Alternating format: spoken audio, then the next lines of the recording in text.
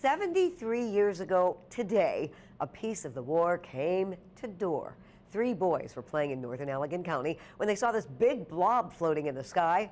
The next day, federal agents confiscated it and told them to never speak of it again. Later, they learned it was a Japanese FuGo balloon bomb. Thanks to WZZM 13 Our Michigan Life Story report that aired exactly 1 year ago today, and $10,000 donation from an anonymous donor, that same balloon is back in West Michigan. And now a local group is hoping to create an exhibit around this rare artifact. WZZM 13's Brent Ashcroft details the project and how you can help in this Our Michigan Life update. Brent.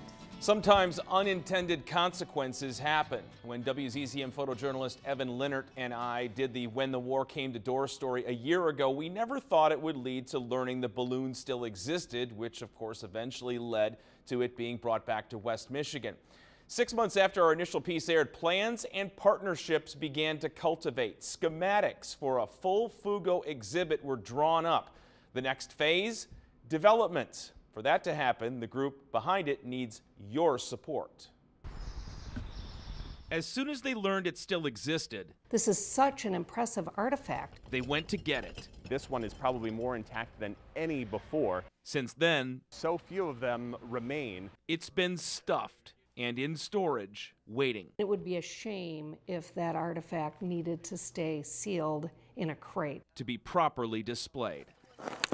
The last time we saw it was the first time it had seen daylight in decades. We unfurled it. We saw that it could still hold air. We realized what an incredible artifact this is. The actual FuGo envelope. We have that very balloon. This is not a replica. Found indoor. This didn't land elsewhere. This landed in Michigan. By those 3 boys. Well, I've dealt with a lot of artifacts in my career, but this particular artifact, it's big, it's intact.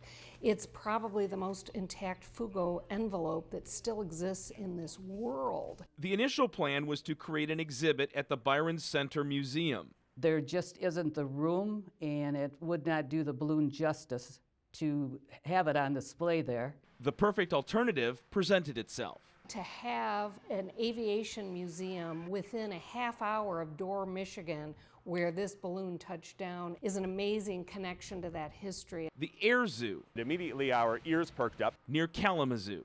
Being the flight museum that we are, we said, well, we want to be a part at least of helping to tell the story, not just of this balloon, but this entire initiative. The spot for the exhibit has already been reserved. Schematic designs drawn up. We want to interpret the 4 phases of the FuGo campaign: the development in Japan, the launching it, the science of the jet stream to get it across the Pacific Ocean, the landings in the United States. The centerpiece will be the door balloon, completely inflated with a full-size replica chandelier. Visitors of all ages will get to engage in several interactive elements.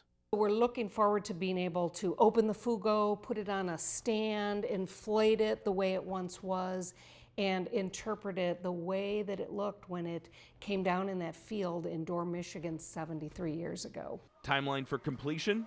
My goal would be to have it hopefully ready and up to go in 2019. That will depend on how successful the fundraising goes. It's going to cost some money. Until then, this rare artifact will continue to reside here, balled up in a bin, hoping one day to be able to make something real out of that. To share its history through display. To make that story and deliver that story.